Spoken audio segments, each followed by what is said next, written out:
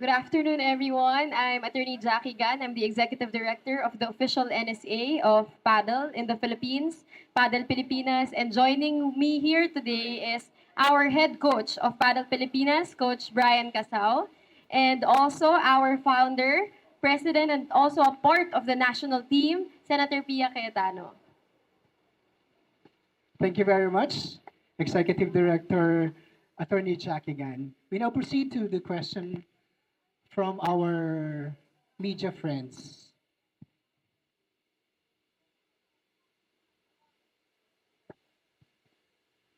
Good morning, Coach Brian. I'm Theodore Jurado from People's Journal.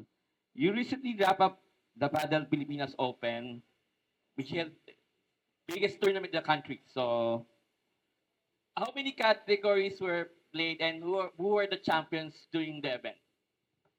Thank you for the question. Okay, so in our Padel Pilipinas Open 2024, this is the biggest tournament so far for the Padel Pilipinas.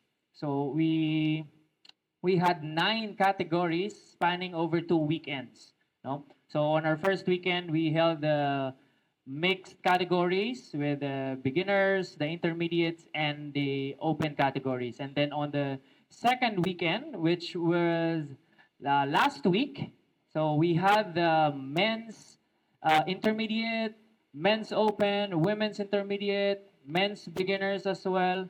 So we have a total of 107 registered teams for the 2 weekends, no? So ito yung pinakamadami so far sa lahat ng tournament na we organize with Padel Pilipinas. And then over 170 players, registered players for the tournament, no? So we also added 2 categories, which is the men's low and men's high intermediate, because nagkaroon kami ng demand on these levels. So sobrang dami nung interest, so we can accommodate everyone. That's why we added one more categories for the intermediate level. And syempre, hindi namin makakalimutan yung aming mga beginner students who joined their first tournaments with us, no, on during the Padel Pilipinas Open. Actually, lahat nung students namin from the beginners, some of them had podium finishes during the tournaments. Some of them joined 2 categories, one in the mix, one in the men's, or one in the mix and one in the women's, no? So, ganon kalaki yung naging tournament namin for the past 2 weekends. So, ayun, nakakatuwa kasi nga mas marami ang nauhumaling, no? Especially yung aming mga estudyante, not knowing na they're gonna finish first runner-up, and some of them are champions, no? So nakaka-proud at the same time. So kasama nung aking team of coaches here, so we are very proud of all our students, all the players, all the staffs as well who helped out in the Padel Pilipinas Open. Yeah. Thank you, Coach. To If I Senator. may just, sorry, if I may just add, we're really very proud of this tournament because kwento lang po, no, since parang nagkukwentuhan lang din po tayo today, we recently had our Palm Beach Open 2024 and the Paddle Pilipinas Open was scheduled a week or 2 weeks after it. So we were actually worrying at first na, okay, sige, tingnan natin kung sino yung mga sasali because we opened the registration on the night that we ended the Palm Beach Open. So we were thinking, siguro mga third day pa yan dadami. But pagising po namin, right after our Palm Beach Open 2024, sobrang dami pong registration ng sign-ups that we needed to put people on the wait list already because apparently the Padel Pilipinas Open 2024 became the largest tournament not just of Padel Pilipinas but in the whole country. So as compared to all the tournaments that were held by different organizations, we're very glad, humbled and proud to say that Padel Pilipinas Open was indeed the largest. Did you mention, Coach Brian, how many teams na nag-participate? Yeah. So there po. Thank you, Miss Jackie. To Senator Pia, I was here nung inauguration last April and it's nice na nag-grow yung paddle. So, how does it feel to witness firsthand itong Paddle Pilipinas? And then, how yung paglaki ng tournament na ito, what can you say? Well, I'm an athlete at heart. My parents raised me as a child athlete. Hindi naman pang professional, just for fun, for health, for a well-balanced life. As my father used to say, iwas drugs, iwas bisyo, just go into sports. And I'm blessed that throughout my life, I have discovered sports that I love. And when I became a mom, I didn't want to be a stage mom. That was my commitment to myself and to my kids. So I let them explore many sports. And my daughters, dun sila napunta sa football. I mean, they tried many sports. They both did swimming, a little bit of tennis, a little bit of softball. But napunta sila sa football. And then now they also play paddle. So even in my own little life, I'm happy to discover in my 50s a sport that I love, a sport that I can be competitive in. And just as Coach Brian and Attorney Jackie have explained, people from all ages, all walks of life are having fun in paddle. And yung mga sumali na maybe they just did it because they want to try a new sport or maybe they want to be fitter. Tapos biglang naging competitive, sumali na ng mga tournaments. So for me, as the founder of Paddle Pilipinas, it's amazing that if you watch the movie of Kevin Costner, Field of Dreams, I always mention this. If you build it, they will come. So that's how I feel. And it's not that easy to build it. Madami namang nangangarap, and wala naman akong iyayabang, but because of the experience I've had in life and as an athlete and as a policymaker, I use all of that in trying to build this happy, healthy community. So we have coaches, we have players who are interested to learn. Kasi pwede naman magka-player na, and I'm sure all the coaches, you can take their, you can video their faces as I say this. May pupunta dyan, parang nagpapalipas lang ng oras, o tapos na, tapos na. For whatever reason, baka may problema, baka may mabigat ang trabaho, baka inaway ng boyfriend o ng girlfriend. But most of our players are passionate and the coaches get more excited when they see players like that. So it's work in progress. We continue to grow it. This is just the tip of the iceberg. Where we are right now is just one club of many, many clubs that not just us as a group will put up, but there are others who also want to put up clubs. We welcome that as part of the federation. This same group has joined me in visiting our member club in Baler, our member club in Palawan, and then yun nga recently in Batangas. So maraming marami, and I can go on and on about the challenges of growing a new sport. But I think what's healthy is to give regular updates to the entire sport community on what we're doing, maybe at the very least twice a year, maybe more often, from grassroots, and Coach talk about it more later, from community building, and then to international competitions where natetest din yung ability ng athletes natin and they are challenged to do better. So I'll stop there, but later on, talk about it some more. Well said, if you build it, they will come. Okay, follow-up, Senator. As a mom, how does it feel to see your kids, especially yung girls, like si Nadine, to compete and place in the Padel Pilipinas tournament? What can you say? So I think like many parents who also grew up as athletes like me, we're always so excited to see our children embrace sports. So nung natapos na yung UAAP football season ng dalawang daughters ko, ang dream ko for them is to find another sport because unlike basketball and volleyball, medyo football post-college is still growing. Meron na rin, but it's not as easy to join, especially kung nagtatrabaho ka, di ba? So dream ko yan na makahanap sila ng sport that excites them. And I'm so happy that they've literally been bitten by the bug. Para siyang virus na pag nahawa ka or nakagat ka, hindi ka makawala.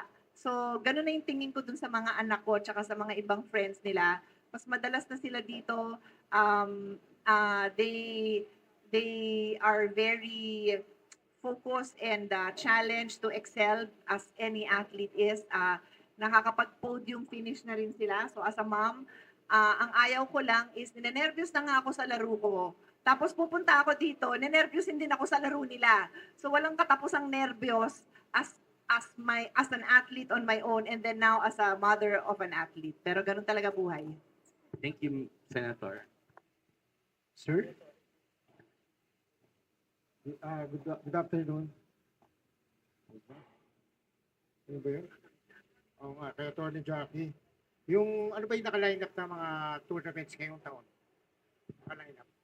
For Paddle Pilipinas tournaments po, sir, we have a remaining, this October na po, ang Play Paddle Open 2024, and we have one in November, our Masters. So it's like a consolidation. I think Coach Brian will be able to explain it further. All right, so on October, so we'll be having our last national open, which is the Play Paddle Open.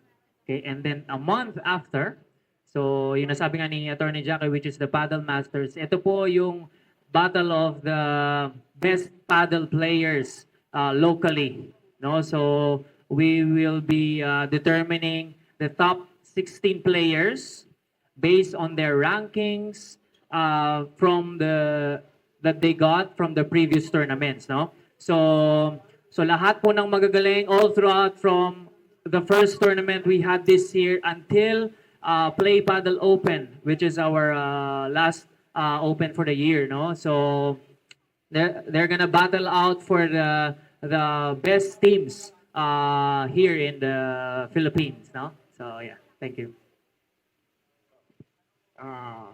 What do you think sets apart Paddle Philippines tournament? Yung sets, Attorney? So I think what sets apart Paddle Pilipinas tournaments is that we are sanctioned by the official, as the official NSA. Our tournaments are sanctioned, and meaning ito po ay one of our criterias and requirements in actually selecting and forming a national team. So, isa po yun sa mga tinitignan po natin at didedetermine po natin based on the points that they will be receiving from our tournaments or sanctioned tournaments of Paddle Pilipinas, kung meron po silang capacity to actually be qualified in our national team. So, I think that's one of the difference ng Paddle Pilipinas tournaments po. Yeah, thank you very much, Attorney Jackie and Coach Brian. Senator Pia? I just want to add to that Yes, ma'am. actually. By being the official paddle federation, personally, me as the founder, I challenge everyone who's a part of it to raise the bar because we are accountable to the Filipino people. Hindi yan invento lang, hindi yan feel lang. You can't just show up when you want to. You can't just do your best because feel mo. I try to inculcate in everyone, and of course, Coach Brian as the head coach and I are in agreement with this, that the players must conduct themselves in a manner deserving to bear the Filipino flag. And because paddle is also a new sport, I don't have any demands on them na kailangan manalo ka nito, kailangan ganito. Because obviously, countries in Europe like Spain and in South America like Argentina are really at the top. And Coach Brian can explain that further. Ang sa akin though is the mindset of a champion. And I can speak from experience again because I'm an athlete at heart, but that is really what we inculcate in our players. And as Coach Brian determines what competitions we will join, it's not a matter of joining the pinakasikat na competition. It's not a matter of playing against the world champion. It's about preparing the team for their responsibilities as national players and then also preparing the next generation. So we have to understand this, no? If we talk about volleyball, basketball, football, it's been around for decades. Lahat tayo, kahit nung bata pa tayo, actually nung bata ako, isa yata yung school namin na magkaroon ng first football female team. Kasi ni walang nagfo-football, ni walang UAAP football sa babae in my time. So similar ngayon yung growing pains ng paddle. Coach Brian has to balance this need for competitive players but also recognizing that the responsibility of these players and coaches are to also train the next generation. So wala tayong mapapagkunan. So for example, may pamangkin, 7 years old, MVP ng age group nila sa football. Wala pang ganun na bata because bago yung sport. So we're developing all of that all over the country. And yet, wala pa ring mga courts. So that's part of my job as a senator involved in public policy and the budgeting of the national expenditure is to build sports complex, sports facilities all over the country. And that now includes paddle. So maybe the next press con we have will include a report of public paddle courts that you will see around the country. And next year, the schedule of Coach Brian will be more hectic because he will now have to go around the country training even more coaches or trainers for the public. So parang kulang yung 5 oras na mapag-usapan lahat to. But I just really wanted to give a clearer picture of all the things that need to be done even in this first year. Yeah, thank you very much, Senator Pia. This question is coming from our friends from the media. Senator, as the founder and president of Paddle Pilipinas, ano pa raw po yung dream ninyo for paddle in the Philippine scene? Opo. My dream for any sport, and of course paddle is now on top of that list, is for it to be a venue for Filipinos to embrace sports and a healthy lifestyle. I have been a proponent of healthy lifestyle as a means of combating disease. So when you look at our health profile of senior citizens or even mga 40s, 50s, mga parents ninyo, grandparents, ang daming may diabetes, ang daming may high blood. And a lot of these ailments can be, if not prevented or totally eradicated, if you have a healthy lifestyle. So yan talaga yung number 1 goal ko. Pumunta ka sa paddle club just to have fun. Yung mental health mo pa lang, dun pa lang ma-address yun because you will have happy hormones. Scientifically proven yan. And then, your physiology changes. Madami sa ating coaches have sports science backgrounds. Ask them. You will be healthier. Your blood chemistry will be better. Your weight will go down kasi medyo related din yung weight kasi sa maraming problems like I said, diabetes and high blood. Marami dyan. So, when we create an environment where people can be healthy and happy, success na sa akin yon. But, because we put up the federation, then it goes beyond that. Ako naman, I'm just providing the vision. That's where the technical expertise of the coaches come in to develop the grassroots, to develop the competitive players. Ang sa akin lang is to create that environment. So we started with one certified, internationally certified coach, that is Brian. More than a year ago, wala pa kaming physical structure pero nakakita kami ng certification. Sabi ko, pa-certify ka na nga. Nandito na rin lang tayo eh. Nangyari kasi yun dahil I had a conference abroad and yung kapatid ko may anak na magpo-football in the same area. So, nagpa-certify si Coach Brian. And then after that, nabuo na yung Paddle Pilipinas. We had 3 more coaches who got their certification. He got another certification, so double certification na si Coach Brian in Spain. And then a few months ago, the in-house coaches that he trained got their certification here. So now, Paddle Pilipinas, in cooperation with Play Paddle, has 8 internationally certified coaches. And he continues to in-house train, I think, 6 more coaches. And when the opportunity comes, they will also get their international certification. And then, pass it forward tayong lahat. Hello to Executive Director Attorney Jackie. What can you say na are there any updates upcoming international tournaments that our Paddle Pilipinas team will be competing in the coming months? Yes, we're actually very excited because our team is currently preparing for a Nations Cup. It's called the Asia Pacific Paddle Cup. It will be happening in September 19 to 23 in Bali, Indonesia. And it's a first because this is not only about organization versus organization or individual players versus individual players, but this time it's nations competing against nations. And we're very proud as the official NSA recognized by our Philippine Olympic Committee and Philippine Sports Commission to send in an official national team in that international competition. So for more details of the APPC and the training of our national team, Coach Bry will be very glad to share that to you. Okay, so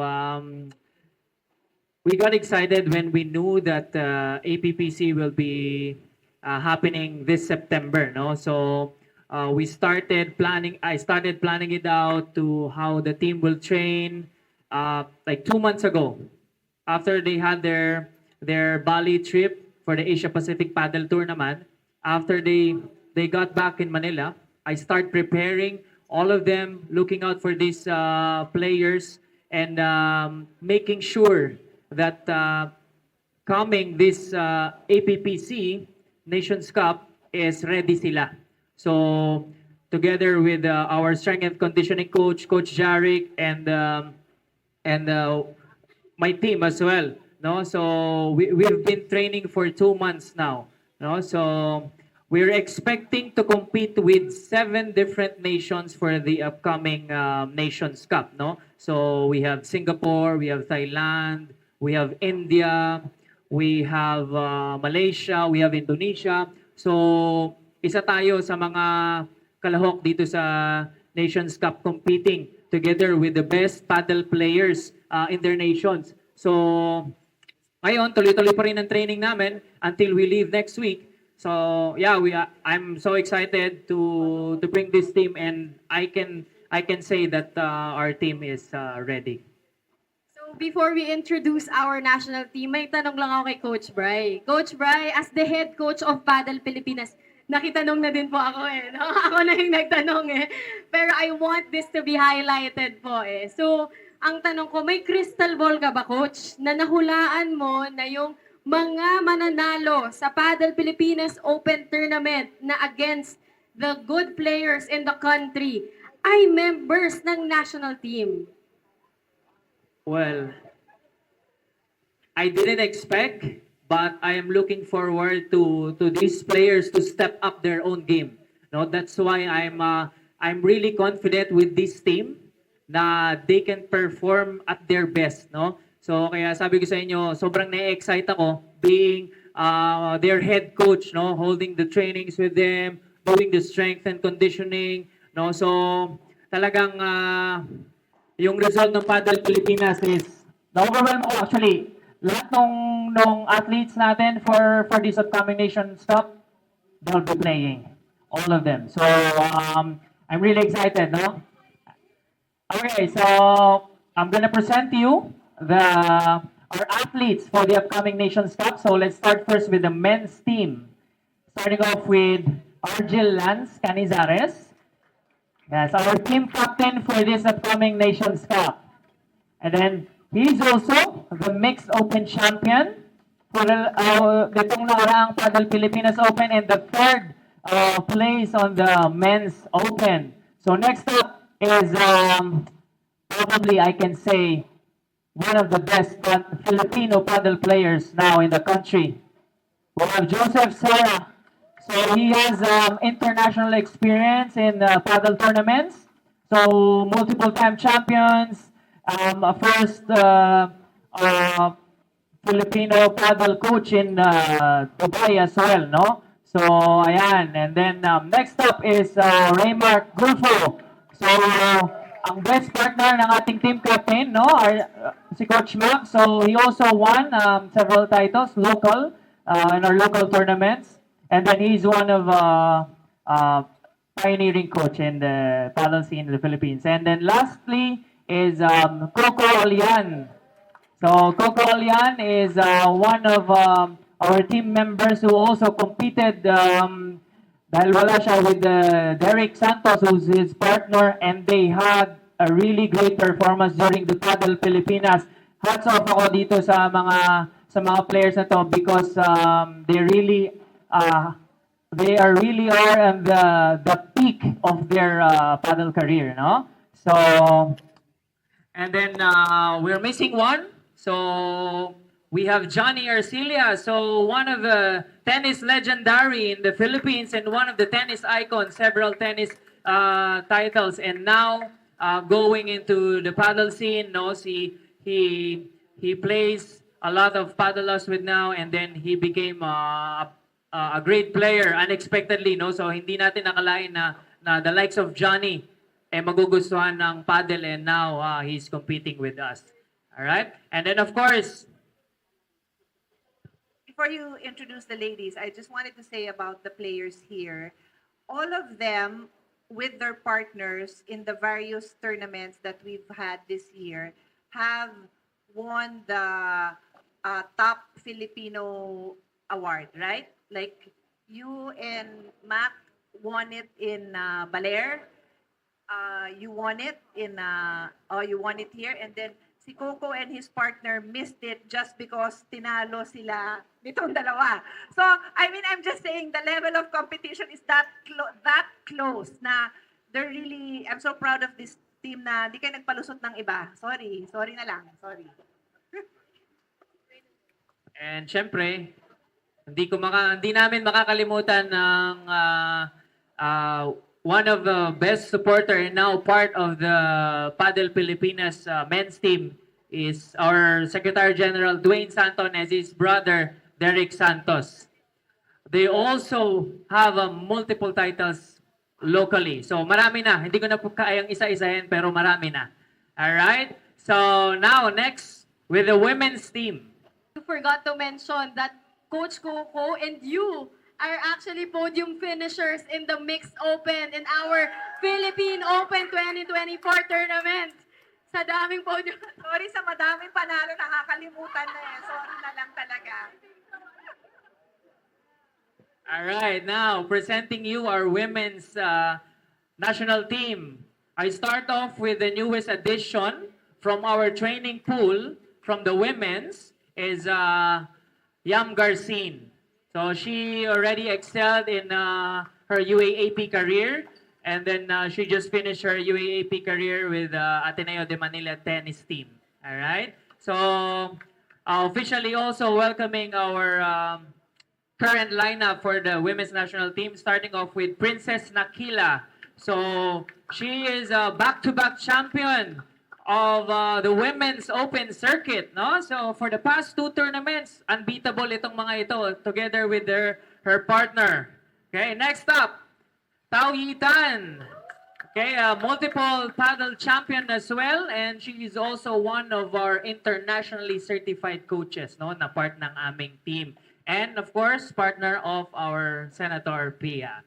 And lastly, one of the tennis icon as well, who shifts to paddle. So we have Marian Cappadocia and also 9-time PCA Open champion. No? So together with Princess, so they are back-to-back champions for 2 tournaments in paddle. And of course, to complete the lineup for the women's team, we have Senator Pia Cayetano, also a women's champion, champion in her advocacy and promoting sport, and also really a big supporter of paddle here in the Philippines.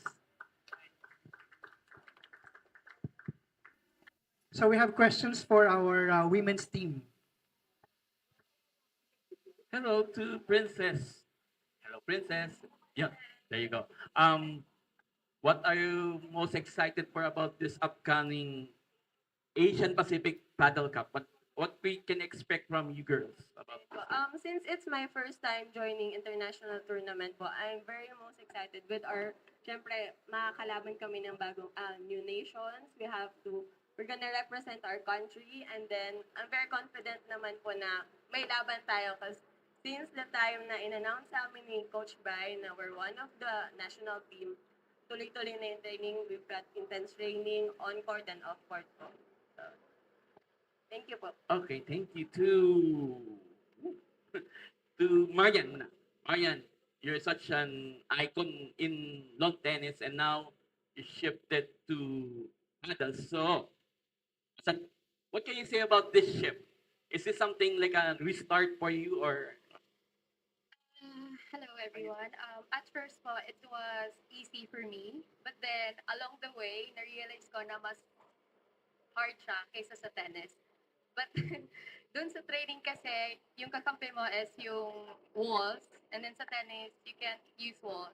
So when you lob on the tennis court, may time ka. But then, if you lob on the paddle court, wala ka masyadong time. And then more like galaw and stuff. But then, sa tennis kasi, if you lob, makakagalaw ka pa everywhere. Makakabalik ka dun sa pwesto mo. But then in paddle, hindi na. So you have to move every point. So, ayun lang. And then I had so much fun sa paddle than tennis. So, ayun.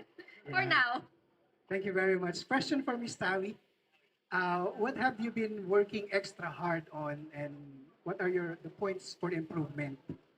Okay, I think I'm still currently working on minimal techniques and tactical plays, not just for me, but also as women's.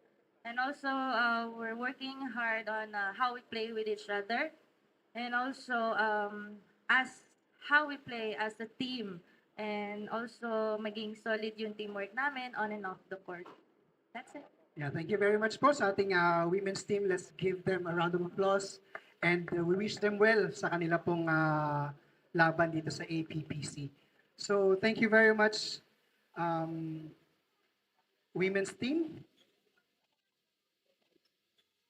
And now we proceed to the questions for our men's team. Ayan po. Para po kay Coach LA. Yan. So mula po ito sa isa sa mga friends natin sa media. Ano po ang nararamdaman ninyo na part kayo ng national team at syempre kayo yung team captain sa darating na APPC? So, alam naman natin na every athlete, ang dream is to represent the country and to be part of the national team. So, I'm very honored that Paddle Pilipinas chose me to be their player at the same time as their team captains in this APPC Nations Cup tournament in Bali. So, narinig naman natin kanina yung mga achievements ng bawat players ng team namin. So, I just want to say that I'm very proud and very excited to lead the team. And I'm very confident with our skills and how we trained this past 2 months. Marami kaming may papanalong tournaments and especially this upcoming APPC. Thank you, Coach LA. For Coach Joseph. Yan. We have heard that you were champion for most local and international paddle tournaments. Ano po? So what is your mindset whenever you compete in the tournament, and how is it playing under Paddle Pilipinas? I'm gonna start like locally and international tournaments. My mindset is just to be proactive, and I play to win, and be a game changer. I have to stay in the zone, yeah, and then to be with Team Paddle Pilipinas brought me to the next level because it's not individually, it's not only for myself, but for a team, you know, team of good players off and on court. So yeah, thank you. Thank you. Coach Mac, what are your preparations for the APPC? Yun, preparation, feeling ko para ako naging varsity ulit kasi balikan na naman sa intense training. So, parang ginagawa nyo normally na nung college days na as a player. So, ayun, more on strengthening ng ginagawa ko ngayon dahil for the past few months, so talagang iba yung feeling ko. So, kailangan ko i-work yun. Yun, kaya kasama kay Coach Jarek, so siya talaga yung nag-handle sa akin, siya yung nagtutok sa akin sa strength training. So itong upcoming na APPC, nandun na ulit yung mga conditioning training, then intense training. So ano naman, prepared naman tayo dito sa upcoming APPC na to. Yeah, maraming salamat, Coach Mac. For Coach Coco, what are your advice sa mga tao, especially sa young people who want to try paddle or those who are already starting playing paddle? Ayan, for the youth, either you choose to be competitive or just social paddle. I think my best advice would be to start now. I think we were in that position din before. Ako, si Mac, LA, and Brian. Na napag-usapan namin na gusto natin na kami yung mauna na maging part ng national team, and we were able to achieve it. And I think for the youth in the future, this is very achievable din. Especially ngayon sa panahon natin ngayon na I think Paddle Pilipinas is in the hands of the right people po. And ayun, and I think the sport is one of the fastest growing sport dito sa Philippines ngayon. And I think people should take advantage of it. Yeah, thank you very much po sa ating men's team, no, ating Philippine team para sa APPC. And we also thank Attorney Jackie, Coach Brian, and of course our founder and president, Senator Pia Cayetano. I think this ends the first part of our program. We proceed now to Court 1 para po makita natin ang demonstration of the game.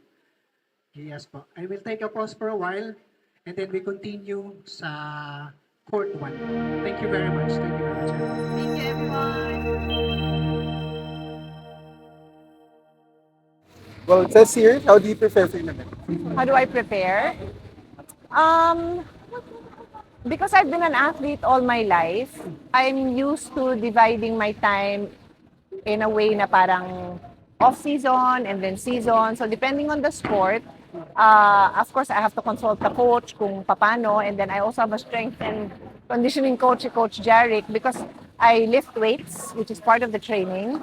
I try to do as much mobility, like reformer Pilates classes, as often as I can. And then I continually need to improve my skill as a paddle player and then also play games. So I have to fit that in a week, also balancing, of course, my work and my family life, di ba? So it is meticulously planned, actually. So when it's preparing pa lang, malayo-layo pa yung training, then I can lift heavier weights. I can do the new skills that my coaches need me to learn, drilling it. When it gets closer, it's not the time to learn a new skill. So it's more of on the court, moving around, having the competitive mindset. I lessen my heavy lifting. I try to do a little bit more mobility. So, ganon. So, it really depends on the season. Yeah. Kasi yung movement kasi nito is really not that easy, Tapos yung mindset nyo pa, do you have any ritual or daily routine before entering the game?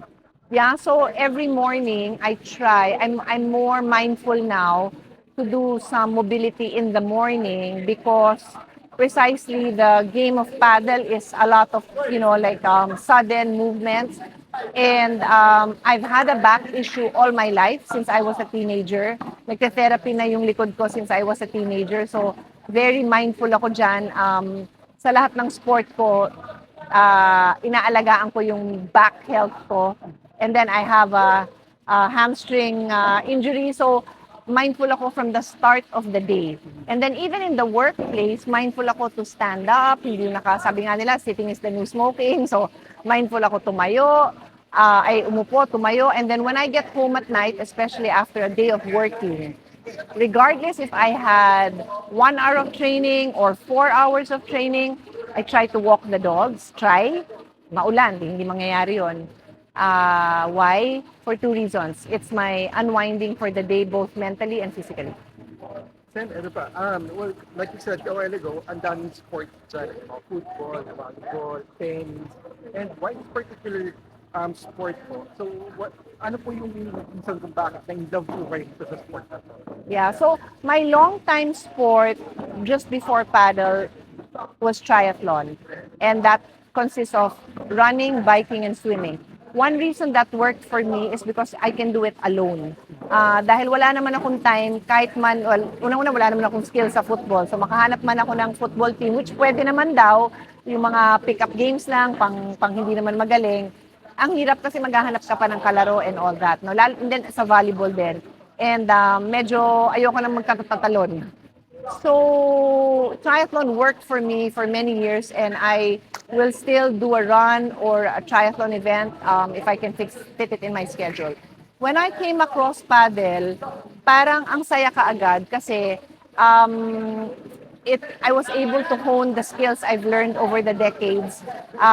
May konti naman akong racket sport. Like I've played badminton, I've played squash, a little bit of tennis. I still run, so may mobility ako and all that. But it was still new to me na na-challenge ako. And then it's social. So it's an opportunity to play with other people. You can't play it alone, but you need lang naman a small group. So all of those factors came into play. And then yung pa pala, the other thing, schedule-wise, you can play it any time of the day. Unlike normally kasi yung triathlon, normally maglo-long bike ka, umaga talaga. Baka naman mabundol ka sa gabi ka mag-bike, di ba? Yung swimming naman, nagsasara yung swimming pool ng kung anong oras. Run yan, medyo pwede kahit anong oras. Normally, ang paddle club, they're open until night. So, may flexibility ka umaga, tanghali, hapon, gabi. And it's one reason na na-motivate ako to put up this indoor club because normally, ang window ko is mga tanghali. I work a little bit in the morning, take a break, and then work again. And also, Sen, last na po. Well, it says here na, how does it feel daw po na isa po kayo sa top players ng Paddle Pilipinas or kasama sa top players? Yeah. So it's unexpected because I just play because I want to have fun. So ganun din sa triathlon. Laro-laro lang. Tapos, nag-medal ako, third place, second place, first place. Hindi ko yung sinasadya, pero dala na rin siguro sa pagiging sobrang competitive ko. I find myself ending up in the podium, and then hindi ko na matanggal sa isip ko to work harder, to be competitive. Interestingly, I noticed because I've been willing to try new sports. Lahat ng napasukan kong sports the last 2 decades of my life, medyo pumapasok ako ng bago pa yung sport. So nung triathlon, pumipila kami dyan, 8 lang kaming babae. Kahit sa duathlon, ilan lang kami. Tapos, maano lang ng konti, si Kim Mang Robang, who is the top triathlete in the country, tinalo ko pa siya. I was around 38, and I think she was around 12. Natalo ko pa siya, okay? So, medyo nauuna lang kasi ako. So, the same thing in paddle. Nauuna ako, so I have a little bit of advantage in the sense na I start early, I work hard like anyone else. Maybe I work a little bit harder than a lot of people just because my brain is so used to training as a competitive athlete. But I'm very mindful that maraming bata dyan, and I encourage na galingan nila. I encourage na talunin nila ako because the future, of course, is with the youth. So even my own kids, my dream is kailan nila ako tatalunin. And ganun din sa young players namin, niloloko ko sila na not this year, maybe next year. But I'm happy to maybe somehow be a role model to all of them.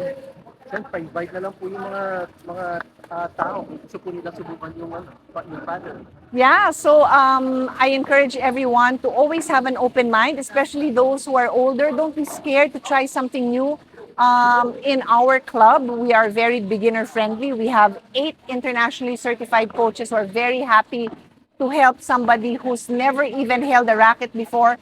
Kung makikita nyo yung winners namin ng beginner levels, some of them started here in Play Paddle na wala talagang alam, tapos nananalo na sila ng 3rd place, 2nd place, 1st place. It's so heartwarming. So don't ever be afraid to try something new, and paddle is something exciting for you all to try.